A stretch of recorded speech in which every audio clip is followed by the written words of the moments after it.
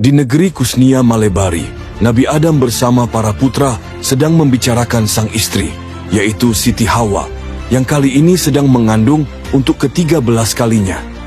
Yang membuat heran adalah Siti Hawa mengidam ingin memakan buah-buahan dari taman surga.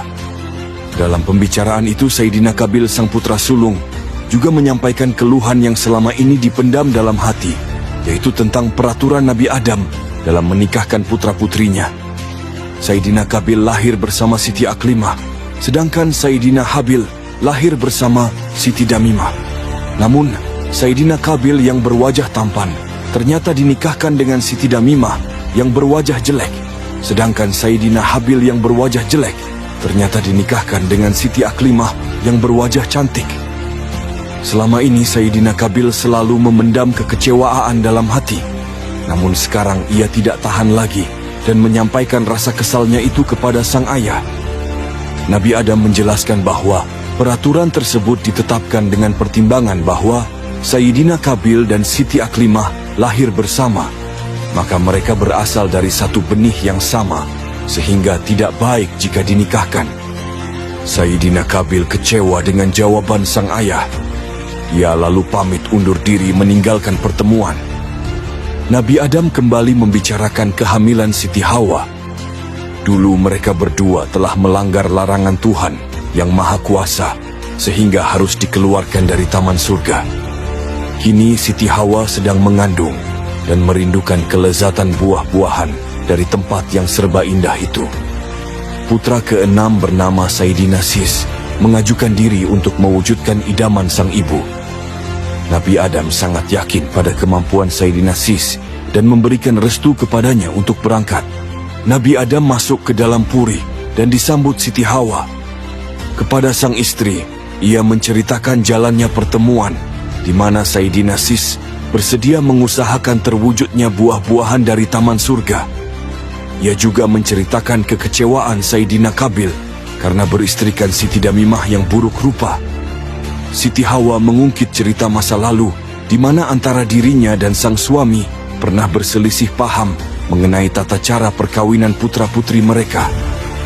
Nabi Adam berpendapat putra pertama hendaknya dinikahkan dengan putri kedua, sedangkan putra kedua dinikahkan dengan putri pertama. Putra ketiga dinikahkan dengan putri keempat, sedangkan putra keempat dinikahkan dengan putri ketiga. Begitulah seterusnya. Di lain pihak, Siti Hawa berpendapat putra pertama hendaknya dinikahkan dengan putri pertama, putra kedua dinikahkan dengan putri kedua, dan seterusnya dengan alasan mereka sudah berjodoh sejak dalam kandungan. Perbedaan pendapat itu membuat keduanya berselisih tanpa ada yang mau mengalah, sampai akhirnya mereka memutuskan untuk meminta petunjuk kepada Tuhan yang Maha Kuasa. Masing-masing lalu mengeluarkan benih dari dalam tubuh untuk ditempatkan di dalam pusaka Cupu Manik Astagina. Benih Nabi Adam ditempatkan pada tutup Cupu Manik, sedangkan benih Siti Hawa ditempatkan di badan Cupu Manik. Setelah beberapa hari, atas kehendak Tuhan, benih milik Nabi Adam berubah menjadi calon janin, sedangkan benih Siti Hawa tidak berubah. Karena itulah, Siti Hawa mengaku pasrah dan menyerahkan keputusan tentang tata cara pernikahan putra-putri supaya dijalankan sesuai pendapat Nabi Adam. Setelah Nabi Adam dan Siti Hawa pergi, Malaikat Jibril datang atas perintah Tuhan yang Maha Kuasa untuk menyatukan calon janin tersebut dengan benih Siti Hawa, sehingga menjadi bayi hidup yang kemudian diberi nama Sayyidina Sis. Dengan demikian, anak pertama sampai kelima selalu lahir sepasang laki-laki perempuan, sedangkan putra ke-6 ini hanya seorang laki-laki, yaitu Sayyidina Sis tersebut. Tidak lama kemudian, muncul angin topan yang menerbangkan Cupu Manik Astagina entah kemana. Siti Hawa mengakhiri ceritanya. Nabi Adam berusaha menenangkan perasaan istrinya dan menganggap keluhan Sayyidina Qabil tadi adalah ujian rumah tangga belaka. Maka ia pun mengajak Siti Hawa untuk lebih menguatkan iman dan senantiasa berserah diri kepada Tuhan yang Maha Kuasa. Semoga apapun yang akan terjadi bisa mendatangkan kebaikan bagi umat manusia. Keesokan harinya Sayyidina Habil memerintahkan 4 orang adiknya, yaitu Sayyidina Israel, Sayyidina Israwan, Sayyidina Basradiwan, dan Sayyidina Yasis untuk mengantarkan keberangkatan Sayyidina Sis dalam mewujudkan idaman sang ibu. Di tengah perjalanan, Sayyidina Sis dan keempat saudaranya itu diganggu oleh kaum setan, pengikut Ajajil yang dulu diusir dari taman surga karena menolak perintah Tuhan. Terjadilah pertempuran di mana para setan tersebut dapat diusir pergi. Sesampainya di tepi hutan, Sayyidina Sis berpisah dengan keempat saudaranya untuk melanjutkan perjalanan seorang diri. Sayyidina Israel, Sayyidina Israwan, Sayyidina Basradiwan, dan Sayyidina Yasis lalu kembali ke Kusnia Malebari dan mendoakan perjalanan Sayyidina Sis supaya berhasil dan selalu mendapatkan perlindungan. Seorang diri Sayyidina Sis memasuki hutan belantara untuk kemudian bertafakur meminta izin Tuhan yang Maha Kuasa supaya bisa mendapatkan buah-buahan taman surga. Setelah 40 hari bertafakur mengheningkan cipta, malaikat Jibril pun datang menyampaikan perintah Allah bahwa Sayyidina Sis diizinkan naik ke taman surga untuk memetik buah-buahan yang menjadi idaman ibunya. Sayyidina Sis sangat gembira dan ia pun berangkat dengan pertolongan malaikat Jibril. Di dalam taman surga, malaikat Jibril mengantarkan Sayyidina Sis memetik buah-buahan yang diinginkan Siti Hawa.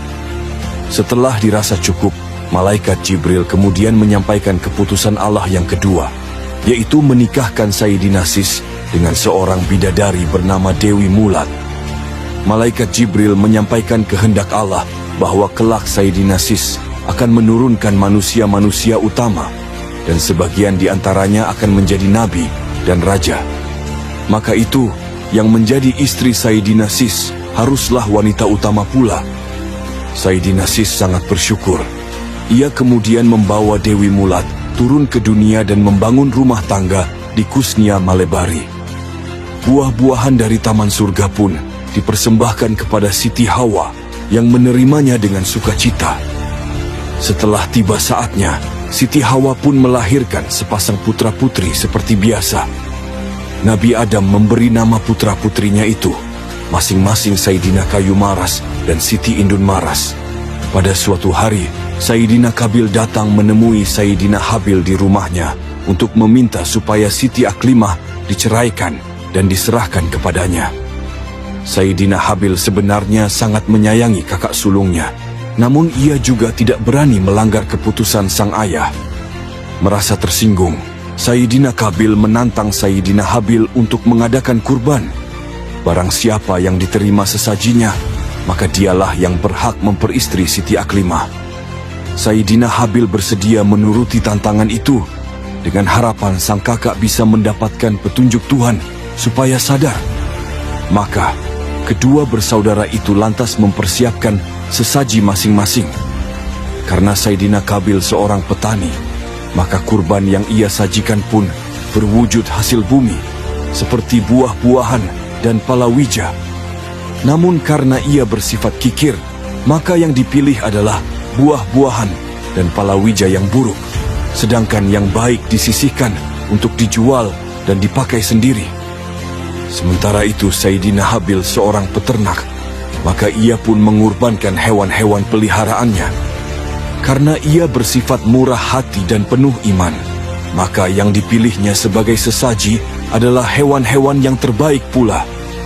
Tuhan yang Maha Kuasa kemudian mengirim api dari langit untuk membakar sesaji yang dipersembahkan Sayyidina Habil sebagai pertanda bahwa kurbannya telah diterima. Sayyidina Kabil sangat kesal dan bertambah iri. Karena kedengkian dan kecemburuannya sudah memuncak, ia pun mengambil sebongkah batu dan memukul kepala Sayyidina Habil hingga pecah. Melihat adiknya mati, Sayyidina Kabil menjadi kebingungan bercampur sedih. Ia tidak tahu harus bagaimana lagi. Tiba-tiba terlihat olehnya 2 ekor burung gagak sedang berkelahi. Gagak yang menang kemudian mengubur bangkai gagak yang mati di dalam tanah. Merasa mendapatkan petunjuk, Sayyidina Kabil pun menguburkan mayat Sayyidina Habil seperti gagak itu. Sayyidina Kabil kemudian menemui Siti Aklimah untuk menikahinya. Siti Aklimah menolak karena takut melanggar perintah sang ayah. Saidina Qabil tidak peduli dan ia pun memukul Siti Aklimah sampai pingsan. Kemudian membawanya lari meninggalkan negeri Kusnia Malebari sejauh-jauhnya. Sementara itu di alam gaib, Ajajil yang dulu diusir dari taman surga karena menolak perintah Tuhan yang Maha Kuasa untuk bersujud memberikan penghormatan kepada Nabi Adam. Kini ia mendengar kehendak Tuhan bahwa keturunan Sayyidina Sis akan menjadi manusia-manusia utama. Maka ia pun bertafakur memohon kepada Tuhan supaya diizinkan memiliki seorang putri. Ia berharap melalui putrinya itu bisa lahir keturunan Sayyidina Sis yang bisa menjadi raja dan penguasa umat manusia. Tuhan yang Maha Adil pun mengabulkan permohonan Ajajil. Atas kehendaknya, dari sebagian tubuh Ajajil tercipta seorang perempuan yang berwajah sama persis dengan Dewi Mulat, yang kemudian diberi nama Dewi Dlajah. Ajajil lalu membawa putrinya itu ke negeri Kusnia Malebari supaya bisa mengandung benih Sayyidina Sis. Ajajil memasuki rumah Sayyidina Sis secara diam-diam dan menculik Dewi Mulat untuk ditukar dengan Dewi Dlajah. Setelah mengetahui Dewi Dlajah telah disetubuhi Sayyidina Sis yang tidak bisa membedakan istrinya, Ajajil pun mengembalikan Dewi Mulat dan membawa pulang Dewi Dlajah. 9 bulan kemudian, Dewi Dlajah melahirkan bersamaan dengan terbenamnya matahari. Namun anehnya, anak yang lahir itu berwujud segumpal darah yang berkilauan. Ajajil mengambil darah tersebut lalu membawanya pergi ke negeri Kusnia Malebari. Sementara itu pada hari yang sama, Dewi Mulat lebih dulu melahirkan bersamaan dengan terbitnya matahari. Yang dilahirkannya adalah 2 orang anak. Anak yang satu berwujud bayi normal, sedangkan yang satunya berwujud seberkas cahaya. Ajajil datang secara gaib, lalu menangkap seberkas cahaya tersebut dan disatukannya dengan darah berkilauan yang ia bawa dari Dewi Dlajah. Atas kehendak Tuhan, persatuan tersebut menciptakan seorang bayi laki-laki, namun tubuhnya tidak bisa diraba dan selalu memancarkan cahaya seperti sinar rembulan. Nabi Adam datang dan memberi nama kedua cucunya tersebut. Yang berwujud bayi normal diberi nama Sayyidina Anwas, sedangkan yang berwujud bayi bercahaya diberi nama Sayyidina Anwar. Nabi Adam meramalkan bahwa Sayyidina Anwas kelak akan menurunkan para nabi, sedangkan Sayyidina Anwar kelak tidak mau mengikuti agamanya dan memilih jalan hidup sendiri. Namun keturunannya juga banyak yang menjadi raja dan tokoh besar di dunia.